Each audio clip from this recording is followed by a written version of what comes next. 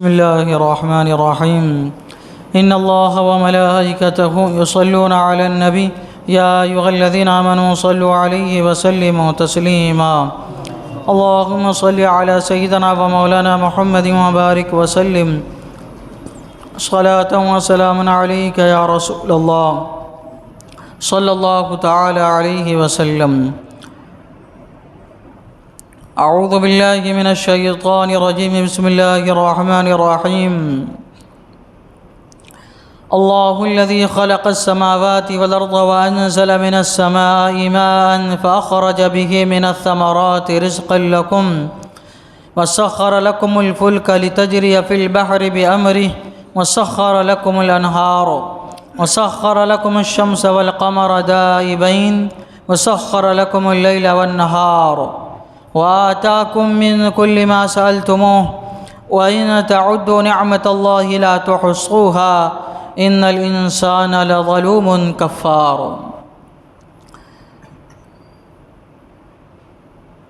اللہ ہے جس نے آسمان اور زمین بنائے اور آسمان سے پانی اتارا تو اس سے کچھ پھل تمہارے کھانے کو پیدا کیے اور تمہارے لیے کشتی کو مسخر کیا، یعنی تمہارے قابو میں دیا کہ اس کے حکم سے دریا میں چلے، اور تمہارے لیے ندیاں مسخر کی اور تمہارے لیے سورج اور چاند مسخر کیے جو برابر چل رہے ہیں، اور تمہارے لیے رات اور دن مسخر کیے اور تمہیں بہت کچھ منہ مانگا دیا، اور اگر اللہ کی نعمتیں گنو تو شمار نہ کر سکو گے، بے شک آدمی بڑا ظالم بڑا ناشکرا ہے۔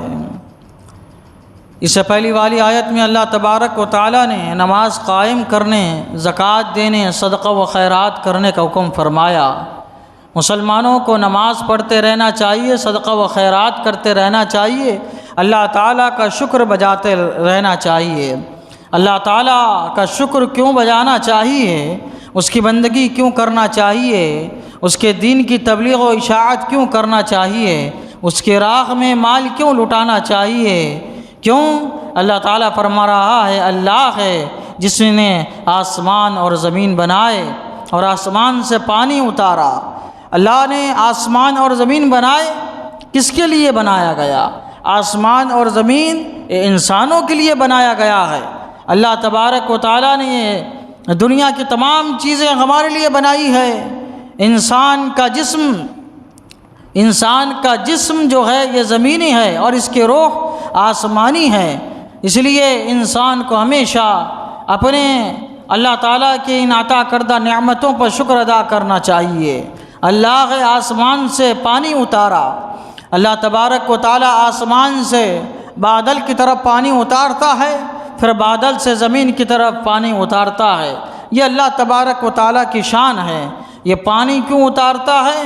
تو اس سے کچھ پھل تمہارے کھانے کو پیدا کیے۔ اللہ تبارک و تعالیٰ یہ پانی برساتا ہے زمین پر، زمین سرسبز و شاداب ہو جاتی ہے، اس سے غلہ اناج جو ہے وہ اگا کرتا ہے، اور طرح طرح کے میوے پھل اللہ تبارک و تعالیٰ ہمیں عنایت فرماتا ہے۔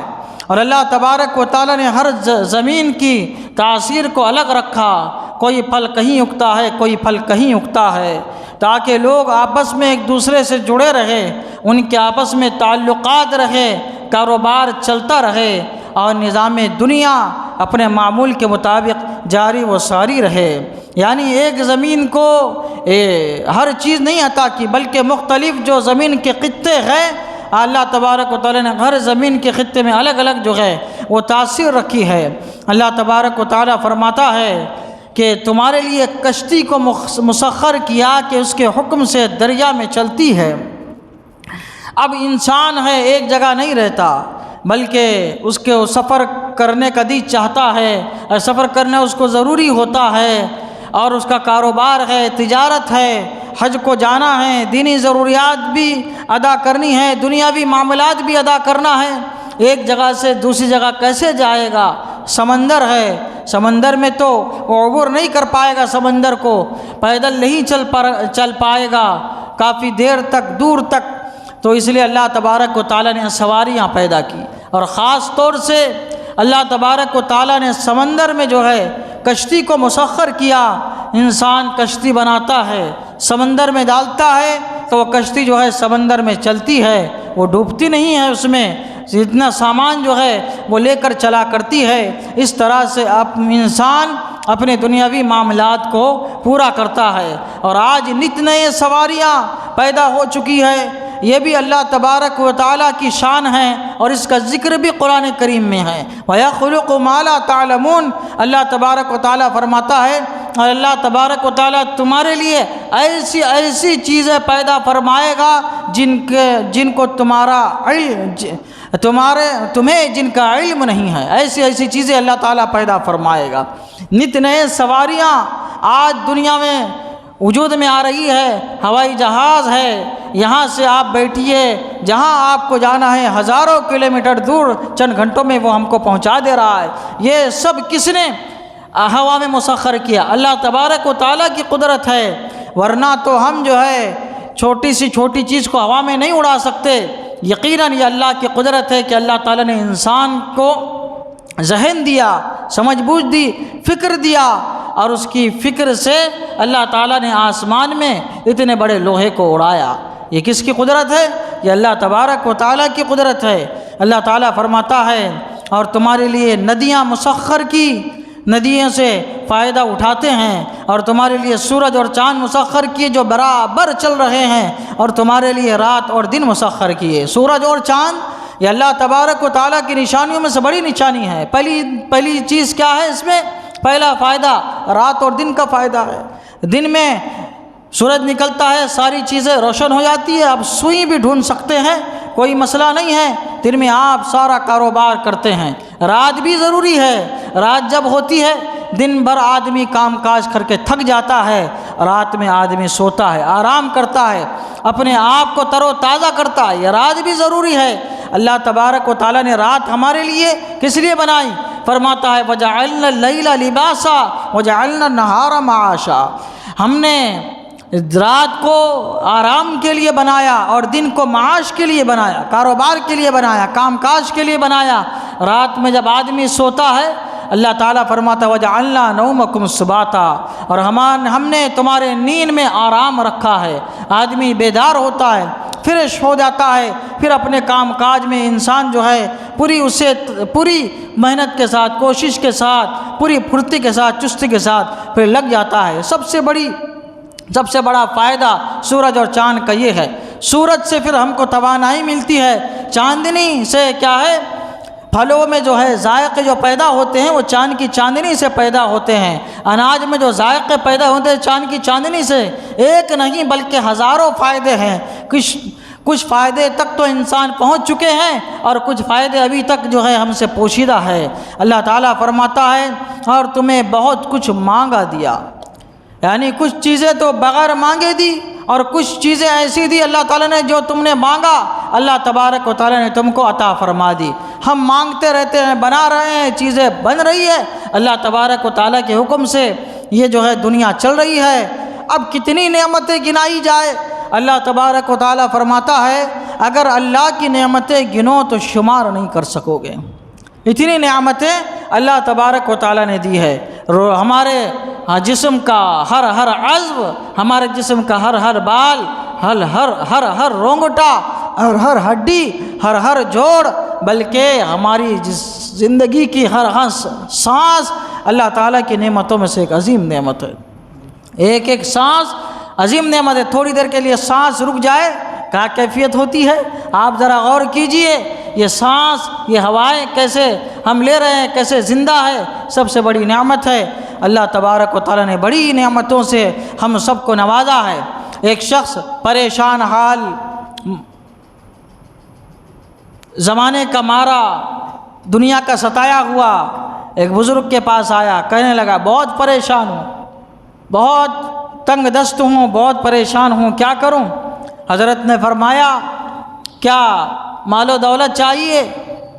اللہ کی نعمتوں پر شکر ادا کرو، اللہ کی نعمتیں بہت ہے، ان نعمتوں کو دیکھو اور ان پر شکر ادا کرو۔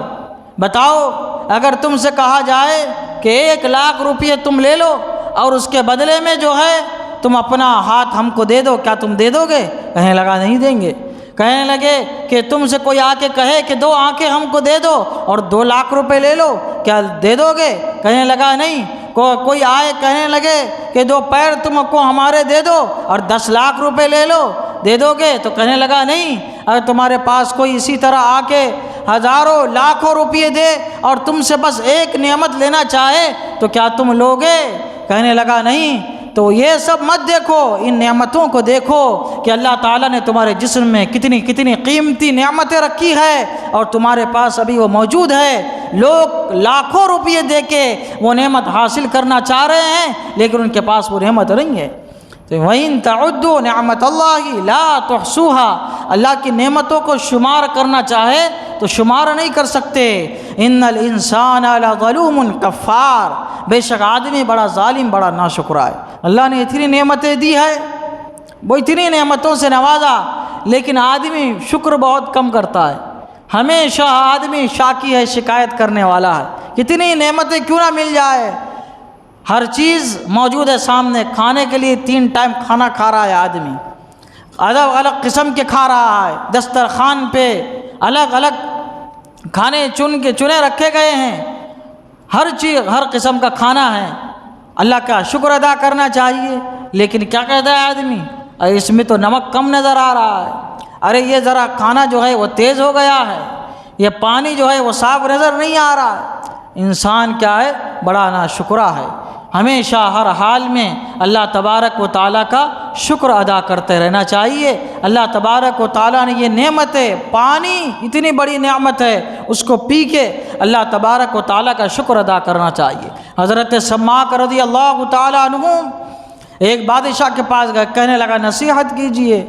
حضرت نے فرمایا، بادشاہ پانی پی رہا تھا تو حضرت نے فرمایا بتاؤ، تم ایسے جگہ پہنچ گئے جہاں تم اکیلے ہو اور کوئی نہیں ہے اور تم کو سخت پیاس لگی ہے، اب تمہاری جان جانے کو ہے، اگر تم کو پانی نہیں ملے گا تم مر جاؤ گے، اور تم سے کہا جائے کہ 1 گلاس پانی ہم تم کو دیتے ہیں اور اس کے بدلے تم کو اپنی پوری جائیداد دینا پڑے گا، پورا مال و دولت تم کو دینا پڑے گا، پوری جائیداد تم کو دینا پڑے گا، کیا تم دے دو گے؟ کہنے لگا جان سے بڑھ کر کیا ہے، میں پوری جائیداد، پورا مال، پوری دولت اس کو دے دوں گا اور پانی لے لوں گا۔ پھر کہنے لگے اب پانی اندر چلا گیا، نکل نہیں رہا ہے اور تمہاری جان جانے کو ہے، اور کوئی آ کے کہے کہ جتنی بادشاہت ہے وہ بادشاہت مجھے دے دو تب وہ تمہارا پانی نکلے گا، جب تک نہیں نکلے گا۔ تو کہنے لگا ٹھیک ہے، بادشاہت بھی میں اس کو دے دوں گا، جان سب سے زیادہ عزیز ہے۔ حضرت فرمانے لگے تمہارے بادشاہت کی قیمت، تمہارے مال و دولت کی قیمت، تمہارے جائیداد کی قیمت صرف 1 گلاس ہے، تو جس کی قیمت صرف 1 گلاس پانی ہے اس کے لیے کیا مرنا۔ اس لیے اللہ تبارک و تعالیٰ کی طرف راغب ہو جاؤ۔ ہمیں چاہیے کہ ہم اللہ تبارک و تعالیٰ کی طرف رجوع لائے، ہر حال میں شریعت کے مطابق عمل کرنے کی کوشش کرے۔ اللہ تبارک و تعالیٰ ہم سب کو اس پر عمل کی توفیق عطا فرمائے۔ اشہد ان لا الہ الا اللہ واشہد ان محمدا عبدہ ورسولہ، وصلی اللہ تعالیٰ علی سیدنا محمد وعلی آلہ وصحبہ اجمعین برحمتک یا ارحم الراحمین۔